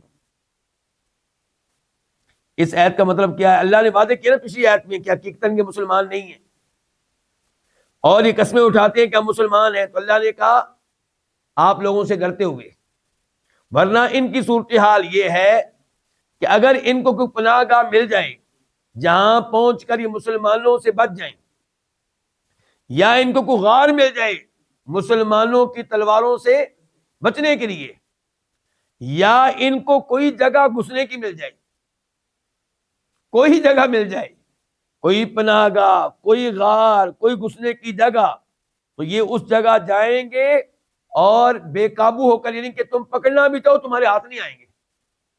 جیسے کوئی گھوڑا جو سرکش قسم کا ہو، وہ اپنے مالک کے کنٹرول میں نہیں رہتا، بے قابو ہو جاتا ہے، ایسے ہی تم سے بے قابو ہو کے نکل جائیں تمہارے ساتھ کبھی نہ رہے، لیکن چونکہ تم سے ڈرتے ہیں اور کوئی پناہ گاہ ملتی نہیں ہے، اس لیے مجبوراً تمہارے ساتھ ہے۔ یہ ان کے دلوں کی کیفیت اللہ ہی بیان کر سکتا ہے، اس سے پتہ چلا کہ قرآن واقعی اللہ کا کلام ہے۔ دلی کیفیت لوگوں کی صرف اللہ پہچانتا ہے، کوئی اور نہیں پہچانتا۔ آیت نمبر 58 وَمِنْهُمْ اور ان میں سے کوئی، یمین بھی تبعیضیہ ہے، بعض کا معنی دے گا، کچھ کا معنی کوئی، اور ان میں سے کوئی وہ ہے کہ من جو یلمزو تان کرتا ہے، کا تجھ پہ، تان کرتا ہے تجھ پہ، عیب لگاتا ہے تجھ پہ، فی صدقاتی صدقات کے بارے میں، فَإِن پس اگر، فا کا معنی پس، ان کا معنی کہ اگر، او تو ان کو دیا جائے، منہا ان میں سے، کن میں سے؟ ان صدقات میں سے، رضو وہ راضی ہو جاتے ہیں، وَإِن اور اگر لم یعطوا ان کو نہ دیا جائے، منہا ان میں سے، اذا یہ فجائیہ ہے، اچانک کا معنی، یکدم، یکا یک، آپ اس کا معنی اچانک کر سکتے ہیں، یکا یک کر سکتے ہیں، یکدم کر سکتے ہیں، آپ کر سکتے ہیں اسی وقت، تو اذا اسی وقت، یا یکدم یا یکا یک، ہم وہ یسخطون ناراض ہو جاتے ہیں۔ تو اس آیت کی تفسیر کیا ہے؟ اس آیت کی تفسیر یہ ہے کہ ان منافقین میں سے کئی ایسے ہیں جو آپ پہ صدقات کے معاملے میں اعتراض کرتے ہیں کہ آپ نے یہ مال جو ہے انصاف کے ساتھ تقسیم نہیں کیا، آپ نے فلاں آدمی کو دیا اور ہمیں نہیں دیا، فلاں آدمی کو زیادہ دیا اور ہمیں کم دیا ہے، جبکہ نبی علیہ السلام مال غنیمت کو برابر تقسیم کرتے تھے، لیکن جو خمس ہوتا تھا، یعنی کہ آپ کو پتا ہے کہ مال غنیمت کے 5 حصے کیے جاتے ہیں، 4 حصے ان میں تقسیم ہوتے ہیں جو لڑنے والے ہوتے ہیں، اور ایک حصہ جو ہے وہ نبی علیہ السلام کے پاس آئے گا، وقت کے حکمران کے پاس آئے گا، اور پھر وہ ان کو 5 مقامات میں سے کسی بھی جگہ تقسیم کر سکتا ہے، کسی بھی جگہ دے سکتا ہے۔ تو نبی علیہ السلام کے پاس جب یہ مال آتا ہے، اس قسم کا مال یا مال فہ آتا، تو آپ جہاں پہ مناسب سمجھتے وہاں پہ دیتے۔ مثال کے طور پہ کوئی سردار ہوتا تو اس کو 100 اونٹ دے دیتے کہ یہ ٹھیک ہو گیا، اس کی پیچھے پوری قوم بھی ٹھیک ہو جائے گی، وہ بھی مسلمان ہو جائیں گے۔ تو یہ منافقین جو ہے اس کے اوپر کیا کرتے؟ اعتراض کرتے، جیسا کہ ابو سعید خدری روایت کرتے ہیں، بخاری شریف کی حدیث ہے کہ ایسا کیا تھا ایک بار اللہ کے نبی نے علیہ السلام، تو آپ پہ اعتراض کیا تھا ایک آدمی نے، ذوالخویسرہ التمیمی، تو کہا تھا کہ آپ انصاف کریں، اور یہ بھی کہا تھا کہ اس تقسیم میں انصاف نظر نہیں آ رہا، تو اللہ کے نبی نے کہا تھا علیہ السلام، اگر میں نہیں انصاف کروں گا تو کون انصاف کرے گا؟ صحابہ کرام نے کہا اللہ کے رسول آپ ہمیں اجازت دیں، ہم اس کو قتل کرتے ہیں۔ آپ نے فرمایا نہیں، لوگ باتیں کریں گے کہ محمد اپنے ساتھی کو قتل کرتا ہے، اسلام بدنام ہوگا، اور پھر آپ نے اس لیے بھی قتل نہیں کیا کہ آپ نے بتایا کہ اس کی نسل میں سے ایسے لوگ آنے والے ہیں جن کی نمازوں کے سامنے تم اپنی نمازوں کو حقیر جانو گے، جن کے روزوں کے سامنے تم اپنی روزوں کو حقیر جانو گے، جن کی تلاوتوں کے سامنے اپنی تلاوتوں کو حقیر جانو گے، لیکن اسلام سے ان کا تعلق کیا ہوگا کہ وہ دین سے ایسے ہی نکلے ہوئے ہوں گے جیسے کوئی تیر کسی شکاری جانور سے نکل جاتا ہے اور اس کے اوپر کوئی نشان نہیں ہوتا، نہ گوبر کا نہ خون کا، گویا کہ تیر اس جانور سے نکل کر آیا ہی نہیں، تو یہ دین سے ایسے نکل جائیں گے گویا کہ ان کا دین سے کوئی تعلق ہی نہیں۔ اور خوارج اس کی بہترین مثال ہے، آج کل کی بھی خوارج جو مسلمان افواج پہ حملے کرتے ہیں، مسلمان پولیس پہ حملہ کرتے ہیں، یہ اس کی بہترین مثال ہے۔ تو فرمایا اللہ تعالیٰ نے کہ ان میں سے کوئی وہ ہے جو آپ پہ عیب لگاتا ہے، آپ پہ تان کرتا ہے صدقات کے بارے میں، صدقات کی تقسیم کے بارے میں، البتہ اگر ان کو دیا جائے پھر کوئی اعتراض نہیں کرتے، بس ان کا یہ کہ ہمیں ملے، بس اور کوئی مسئلہ نہیں۔ اگر ان کو مل جائے، کسی اور کو ملے نہ ملے، ان کو کوئی اعتراض نہیں، پھر نہیں کہیں گے کہ آپ انصاف نہیں کر رہے۔ جب ان کو نہ ملے پھر اعتراض ہے، جب ان کو نہ ملے تو اچانک وہ ناراض ہوتے ہیں۔ آیت نمبر 59 ولو، اور کاش، لو کے دو ترجمے آپ کر سکتے ہیں، ایک ہوتا ہے لو تمنی کا، اس کا معنی ہوگا کاش اردو میں، دوسرا لو ہوتا ہے شرطیہ، اس کا معنی ہوگا اگر آپ اس کا ترجمہ کرتے ہیں اگر، تو پھر ہمیں اس کا جواب بھی ڈھونڈنا پڑے گا، اور اگر آپ اس کو بناتے ہیں تمنی کا، کاش کا، پھر کاش کا جو ہوتا ہے اس کا جواب نہیں ہوا کرتا، اس کا جواب ڈھونڈنے کی ضرورت نہیں ہے۔ اب دیکھیں ہم کاش والا ترجمہ پہلے کرتے ہیں، ولو، اور کاش، انہم، بے شک وہ، رضو، راضی ہو جائیں، ما، اس چیز پہ جو آتا دی ہم، ان کو، اللہ تعالیٰ نے، ورسول، اور اس کے رسول نے، وقالو، اور وہ کہیں، حسبنا، ہمیں کافی ہے، اللہ تعالیٰ، ہمیں اللہ ہی کافی ہے، سیؤتینا، سین ان قریب، یؤتی، دے گا، نہ ہمیں، اللہ تعالیٰ، من فضلہ، اپنے فضل سے، ورسولہ، اور اس کا رسول، انا، بے شک ہم، کیونکہ اصل میں کیا تھا، انا اور نا، بے شک ہم، اللہ، اللہ ہی کی طرف، راغبون، رغبت رکھنے والے ہیں۔ اچھا یہاں پہ ترجمہ ہم نے کیوں کیا اللہ ہی کی طرف؟ کیونکہ اللہ راغبون سے پہلے آ گیا ہے، اور اسی طرح حسبون اللہ کا معنی ہم نے کیوں کیا، ہمیں اللہ ہی کافی ہے، کیونکہ حسبنا بھی معرفہ، لفظ اللہ بھی معرفہ، تو حسر کا معنی پیدا ہو گیا، ہمیں اللہ ہی کافی ہے۔ اچھا یہ پہلا ترجمہ ہم نے کون سا کیا، کاش والا، ایسے ہی ہے۔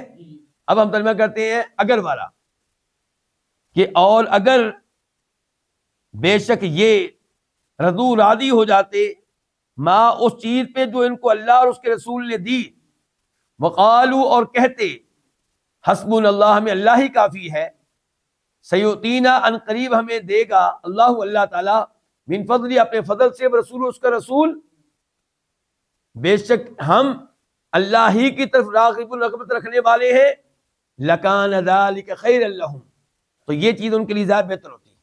اس کا مطلب ہے کہ لو کا جواب جو ہے وہ مقدر ہے، پوشیدہ ہے، تو اس لحاظ سے لو کو تمنیاں بنانا کاش بہتر ہے کہ آپ کو جواب تلاش کرنے کی ضرورت ہی نہیں۔ اچھا، اب اس آیت کی تفسیر کی طرف آتے ہیں۔ اللہ تعالیٰ کہتے ہیں کہ جو کچھ ان کو اللہ کے رسول نے دیا تھا، اگر یہ اس کے اوپر راضی ہو جاتے اور کہتے ہیں کہ ہمیں اللہ ہی کافی ہے، ان قریب اللہ ہمیں پھر کسی موقع پہ دے گا اور ہم اللہ کی طرف رغبت رکھنے والے ہیں، تو یہ الفاظ کہتے تو اس میں ان کے لیے خیر تھی، یہ ان کے لیے بہتر تھا۔ اللہ تعالیٰ کے فیصلوں پہ، اللہ کے دیے ہوئے مال پہ مطمئن ہونا، اللہ کے رسول کے فیصلے پہ مطمئن ہونا، یہ ایمان کی دلیل ہے۔ اور پھر اللہ پہ آپ امید رکھیں کہ اللہ مزید بھی دے گا، اور پھر اللہ سے رغبت رکھیں، اللہ سے مانگیں، اللہ سے دعائیں کریں۔ اچھا، یہاں پہ ایک سوال یہ ہے کہ یہاں پہ کہا گیا کہ یہ راضی ہو جاتے اس پہ جو اللہ کے رسول نے دیا، تو کیا اللہ کے رسول دینے والے ہیں؟ اس کا مطلب یہ ہو کہ اللہ بھی دیتا ہے مال اور اللہ کے رسول بھی دیتے ہیں۔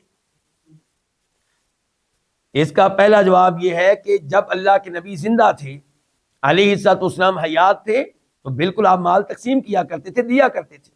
اللہ آپ کو دیتا تھا اور آپ لوگوں کو دیتے تھے، جیسے آج ایک والد کو اللہ دیتا ہے اور وہ اپنی اولاد کو دیتا ہے، یعنی کہ تقسیم کرتا ہے۔ اصل دینے والا کون ہوا؟ اللہ تعالیٰ۔ تو اللہ تعالیٰ آپ کو دیتا تھا اور آپ آگے لوگوں میں تقسیم کرتے تھے، لیکن یہ ذہن میں رہے، یہ اس کا مطلب یہ نہیں کہ اللہ آپ کو ہر وقت دیتا تھا۔ کئی دفعہ ایسا بھی ہوا کہ آپ کے پاس مال نہیں ہوتا تھا۔ اسی صورت میں ہم آگے چل کے پڑھیں گے۔ میں آیت نمبر ابھی سے بتا دوں تاکہ جس نے لکھنا ہے وہ نوٹ کر سکے۔ اس آیت کا نمبر ہے 91 جس آیت میں اللہ نے بتایا کہ وہ لوگ جو اللہ کے نبی کے پاس آئے علیہ الصلوۃ والسلام، جنگ میں شریک ہونا چاہتے تھے۔ اس جنگ میں دھیان سے سنیں بات، شریک ہونا چاہتے تھے لیکن سفر لمبا تھا، 600 کلومیٹر، تو وہ آپ کے پاس بار بار آتے تھے کہ اللہ کے رسول ہمیں کو اونٹنی دیں تاکہ ہم بھی اس عظیم جنگ میں شریک ہو سکیں، ہم بھی اللہ کو راضی کر سکیں۔ یہ تھے دلی مومن۔ تو اللہ کے نبی آگے سے کیا کہتے تھے کہ میرے پاس لا اجد ما احملکم علیہ، آیت نمبر 91 اور 91 اور 92، آپ آگے سے کہتے تھے لا اجد ما احملکم علیہ، میرے پاس وہ اونٹنیاں نہیں ہیں جن کے اوپر میں تمہیں سوار کر سکوں، سواری کی تمہیں دے سکوں۔ تو وہ صحابہ کرام روتے ہوئے واپس جاتے تھے۔ اگر ہوتے نبی علیہ السلام مشکل کشا، حاجت روا، داتا، تو آپ دیتے نا ان کو اونٹنیاں، نہیں تھی تو آپ نے مدد کر دی، بعد میں اللہ نے دے دی تو آپ نے ان کو دے دی۔ تو اس لیے یہاں پہ دینے کا مطلب کیا ہے کہ جتنا مال اللہ نے دیا وہ آپ نے تقسیم کر دیا۔ اور آپ کہا کرتے تھے انما انا قاسم واللہ یعطی، بخاری شریف کی حدیث ہے کہ اللہ تعالیٰ دینے والا، میں تو صرف تقسیم کرنے والا ہوں۔ لیکن آج کلمہ پڑھنے والا، اس کا جرم یہ ہے جس کی وجہ سے ہم کہتے ہیں کہ شرک کر رہا ہے، وہ کہتا ہے کہ آج بھی نبی علیہ السلام لوگوں میں مال تقسیم کر رہے ہیں۔ ہم کہتے ہیں جب زندہ تھے جتنا اللہ نے مال دیا وہ آپ نے تقسیم کیا، اور جو اللہ نے نہیں دیا وہ آپ نے تقسیم نہیں کیا، اور آج بالکل تقسیم نہیں کر رہے۔ یہ ہمارے عقیدے میں ان کے عقیدے میں فرق ہے۔ اور یہاں پہ تذکرہ ہو رہا ہے جب آپ زندہ تھے، حیات تھے، مال غنیمت تقسیم کرتے تھے، زکوٰۃ کا مال تقسیم کرتے تھے، دیگر مال تقسیم کرتے تھے۔ تو فرمایا اگر یہ راضی ہو جاتے اس مال پہ جو ان کو اللہ کے رسول نے دیا، اور کہتے ہیں ہمارے لیے اللہ ہی کافی ہے۔ دیکھیں یہاں پہ یہ نہیں کہا گیا کہ کہتے ہیں ہمارے لیے اللہ ہی کافی، اللہ کے رسول کافی ہیں، یہ نہیں کہا گیا۔ دینے کی باری آئی تو اللہ کے رسول دینے والے ہیں، کیونکہ اپنی زندگی میں آپ دیا کرتے تھے جتنا مال اللہ دیتا تھا، اور زندگی میں بھی یہ کہنے کی اجازت نہیں تھی کہ ہمارے لیے اللہ اور اللہ کے رسول کافی ہے، کافی ہے اللہ بس۔ اور گزشتہ کسی درس میں نے 3-4 آیتیں مزید بھی آپ کو بتائی تھی، الیس اللہ بکاف عبدہ، کہ اللہ تعالیٰ ہی اپنے بندے کو کافی نہیں ہے۔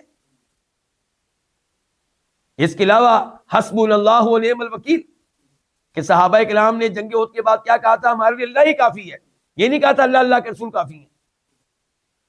ابراہیم علیہ السلام نے یہی الفاظ کہے تھے. تو اور وہ کہتے کہ ہمیں اللہ ہی کافی ہے.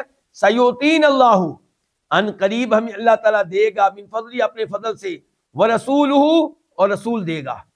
یعنی کہ جب تک اللہ کے نبی علیہ السلام حیات ہیں، آئندہ بھی جنگیں لڑی جائیں گی، آئندہ بھی آپ کے پاس مال آئے گا، تو ہمیں اللہ دے گا، اللہ کے رسول دیں گے. ان کے اللہ دینے والا، اللہ کے رسول تقسیم کرنے والا. کیونکہ فضل کی باری آئی تو ان قریب ہمیں دے گا اللہ اپنے فضل سے، اور رسول دے گا اپنے فضل سے. نہیں کہا گیا وہاں پہ. فضل کس کا؟ اللہ کا. اللہ دے گا، اللہ کا فضل ہوگا، اللہ کے رسول تقسیم کریں گے. اور پھر کہا انا الی اللہ راغبون، ہم اللہ کی طرف رغبت رکھنے والے ہیں. یہ نہیں کہا کہ اللہ اور اللہ کے رسول کی طرف رغبت رکھنے والے ہیں، ہم اللہ ہی کی طرف رغبت رکھنے والے ہیں. تو یہیں پہ اکتفا کرتے ہیں. اللہ رب العزت جو اب تک ہم نے پڑھا ہے اسے قبول فرمائے، اور قرآن کریم کو پوری زندگی تفسیر کے ساتھ سمجھنے کی توفیق دے، تلاوت کرنے کی توفیق دے. اللہ ہم سب کے گناہ معاف فرمائے، ہمیں جہنم کی آگ سے آزاد فرمائے، اور جو مظلوم مسلمان اللہ ان کی مدد فرمائے، جو مریض ہیں ان کو اللہ تعالیٰ شفا دے. وصلی اللہ تعالیٰ علی نبینا محمد وعلی آلہ وصحبہ اجمعین.